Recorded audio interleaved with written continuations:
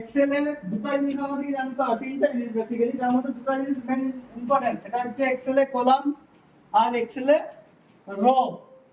আচ্ছা, করেছিলাম তোমাকে বিলের রিসিপ্টটা, সেখানে নাম্বার অফ কলাম কত ছিল 2 আর নাম্বার অফ রো ছিল 4। তাহলে কলাম 2 যখন যাচ্ছে তখন কোন দিকে যাচ্ছে কলামটা, না উপরের দিকটা কলাম হচ্ছে, তাই তো 1 আর 2 আর নিচের দিকে 1 2 3 4। সেম এখানেও একই জিনিস আছে। কোন কোন জিনিস, না এখানে দেখ এ বি সি ডি করে লেখা আছে, তো এগুলো হচ্ছে কলাম, আর 1 2 3 4 করে লেখা আছে বাঁদিকে, ওটা হচ্ছে রো। আচ্ছা তাহলে বলতো এখানে আমাদের ইংলিশে 26টা লেটার তো নাকি, কিন্তু এখানে কলাম কিন্তু 26টা নয়। এখানে কলাম কিন্তু 26টা নয়, এখানে কলাম আছে কতগুলো 16384টা। সেটা দেখবো কি করে, না কন্ট্রোল দেবে, এই রাইট অ্যারোতে ক্লিক কর, এ টু এক্স এফ ডি, এ থেকে এক্স এফ ডি, কন্ট্রোল দেবে রাইট অ্যারো। কি করে হচ্ছে, না আমাদের শুরু হচ্ছে এ থেকে জেড পর্যন্ত, জেডে গিয়ে শেষ হচ্ছে, দিয়ে আবার প্রথম থেকে শুরু হয়ে যাচ্ছে A A A B A C A D করে, ঠিক আছে। টোটাল যাচ্ছে এক্স এফ ডি, টোটাল আছে 16384। কটা বললাম রে, কটা বললাম, কতগুলো আছে এ থেকে এক্স এফ ডি। এবারে হচ্ছে number of rho, number of rho কোনগুলো, না এই দেখ 1 2 3 4 করে লেখা আছে। তাহলে নাম্বার অফ রো কতগুলো আছে, না কন্ট্রোল দেবে ডাউন এরো দাও, দেখ আছে 10,48,576টা। কন্ট্রোল ডাউন এরো কতগুলো আছে, 10,48,576, 1048576। তাহলে আমি কি বললাম, না এক্সেল এ কলাম আছে 16384টা। কে কে বুঝেছো, কে কে বুঝেছো না, এই বুঝেছো, বল কি আছে কলাম, কলাম এই কলাম কতগুলো আছে, এই কলাম কতগুলো আছে, কলাম আছে 16384 আছে। 16384 কোটা বললাম রে, 84 74 না, 16384 মনে রাখবে। আর রো আছে 10,48,576। এবারে কন্ট্রোল দেবে আপার এরো, কন্ট্রোল দেবে লেফট এরো, আপার আর লেফট, আপার এরো। হ্যাঁ তাই দেখ প্রথমে বলি, প্রথমে বলেছি। এবারে আমাদেরকে দেখ, যখন আমরা বলছি এক্সেল, এক্সেল সেল আসছে একটা কথা, সেল মানে ঘড়ির ব্যাটারি নয়, এখানে সেল বলতে আলাদা বোঝায়। এখানে সেল বলতে কি, না কলাম এবং রো এর মাঝে যে ফাঁকা বক্সগুলো আছে, কোনগুলো, না এই জায়গা এক একটা ফাঁকা বক্স, এটা কলাম এটা রো, এর মাঝে যে ফাঁকা বক্স, এটা একটা ফাঁকা বক্স, তো যতগুলো দেখতে পাচ্ছি সব ফাঁকা বক্স, এই ফাঁকা বক্সগুলো হচ্ছে সেল। বুঝা গেছে কি বললাম, না কলাম এবং রো এর মাঝে যে ফাঁকা বক্সগুলো আছে, সেই এক একটা ফাঁকা বক্স হচ্ছে সেল। বুঝা গেছে। এবারে আমরা বলবো সেল নাম্বার, আমরা একটা কথা ইউজ করি, দেখো সূত্রগুলো লেখা আছে তোদের, সমান সাম ফার্স্ট ব্র্যাকেট সেল নাম্বার যুক্ত সেল নাম্বার। আচ্ছা সেল নাম্বারটা কি, না সেলটা হচ্ছে এইগুলোই ফাঁকা বক্সগুলো। সেল নাম্বার এটাকে তখনই বলবো এই সেলগুলোকে, যখন এগুলোর মধ্যে কোনো আমরা নাম্বার প্রবেশ করাবো। যেমন ধর আমি লিখছি এখন 65, এটা একটা সেল নাম্বার, এই 65টা একটা সেল নাম্বার, এই 20টা একটা সেল নাম্বার, এই 13টা একটা সেল নাম্বার। বুঝা গেছে।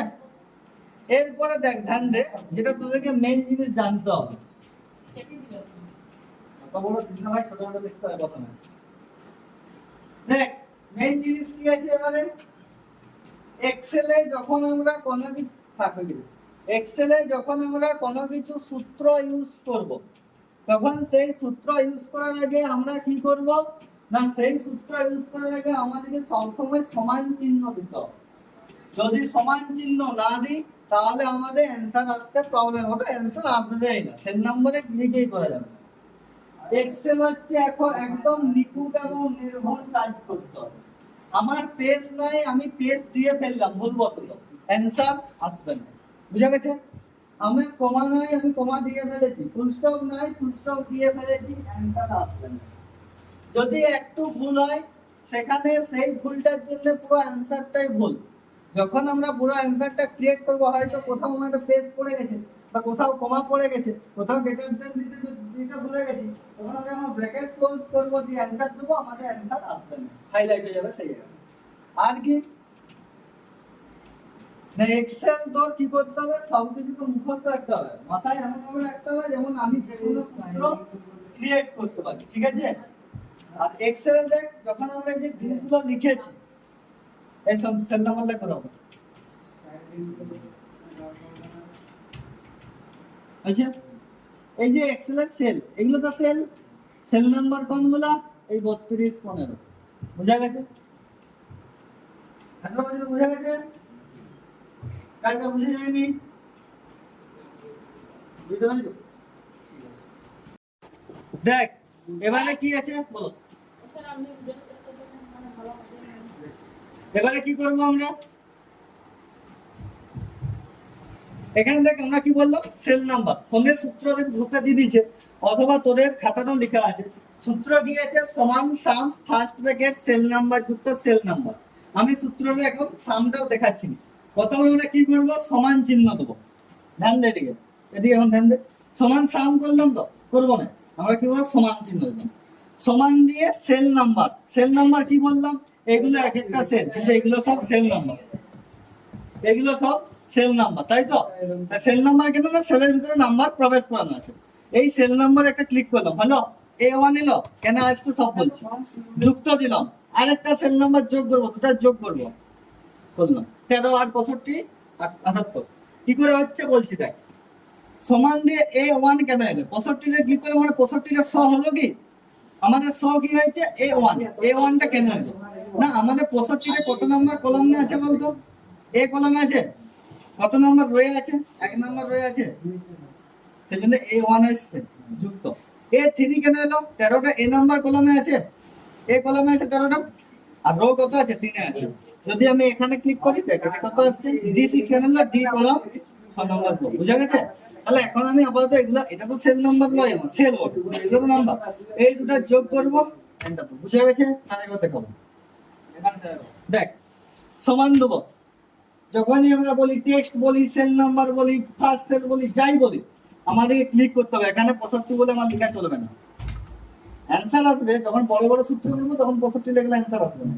সেই জন্য আমরা কি করবো, এই সেল নাম্বার ধর 20 এর ক্লিক করলাম, A2 কেন এলো, এই কলাম যুক্ত দিলাম, 13টা ক্লিক করলাম, 20 আর 13 33, এন্টার দিলাম, বুঝা গেছে?